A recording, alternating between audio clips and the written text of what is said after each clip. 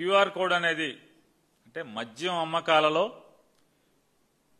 QR code అనేది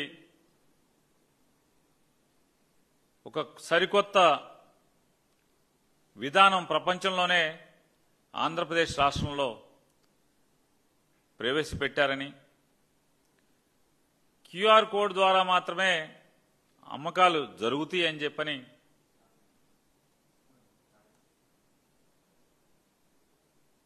అంటే భారతదేశంలోనే కాదు ప్రపంచంలో ఎక్కడైనా లిక్కర్ అంటే మందు సీసా మీద ఒక క్యూఆర్ కోడ్ నారా చంద్రబాబు నాయుడు గారు కనిపెట్టినట్టు, ఆలోచన చేసినట్టు, దానికి సారా మంత్రి కొల్లు రవీంద్ర గారు, కమిషనర్ మీనా గారు ఇద్దరు కలిసి దాన్ని రూపకల్పన చేసినట్టు ఒక రాష్ట్ర ముఖ్యమంత్రికి వేరే విషయాలు ఏమీ లేనట్టు బ్రాందీ సీసాల మీద క్యూఆర్ కోడ్ పెడుతున్నామని చెప్పని ప్రెస్ మీట్ పెట్టి చెప్పేటంత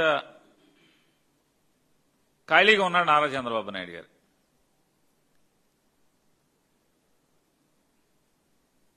మరి మంత్రి గారు ఏం చేస్తాడో మనకు అర్థం కాదు రాష్ట్ర ప్రజలందరికీ కూడా. మరి సారా మంత్రి గారు ఏం చేస్తాడు? ముఖ్యమంత్రి ప్రెస్ మీట్లు పెడితే క్యూఆర్ కోడ్ గురించి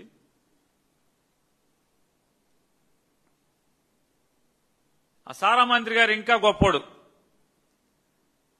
విలేకరులను తీసుకుని బ్రాందీ కోట్లకి వెళ్లి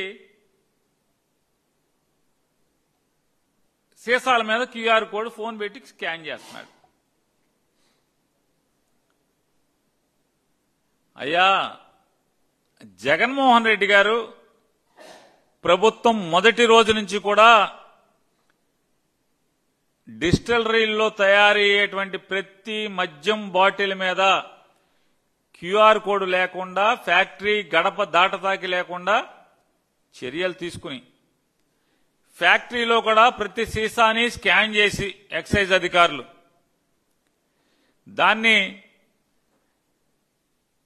ప్రభుత్వంచే నడపబడుతున్నటువంటి ఏపీబీఎస్ఎల్ డిపోలకి చేరటం, అక్కడ స్కానింగ్ జరగటం, క్యూఆర్ కోడ్ అక్కడి నుంచి షాపులకి వెళ్ళినా అక్కడ కూడా స్కానింగ్ జరగటం. ఇది గడిచిన 5 సంవత్సరాలుగా ఈ కార్యక్రమం జరుగుతూ వస్తుంటే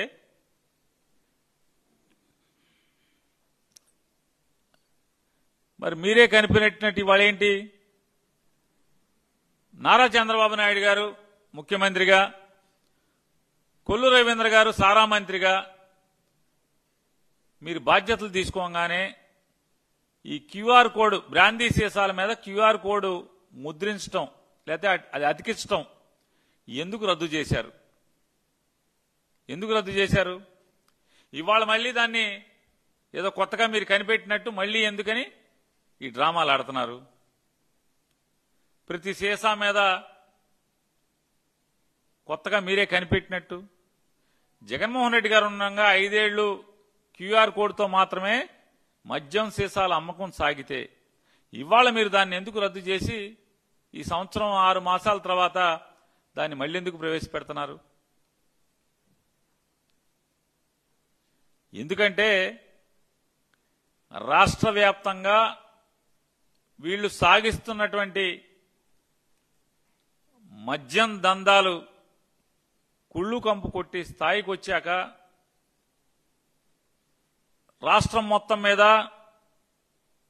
పాలకుల యొక్క వాటాలు తీసుకునే స్థాయికి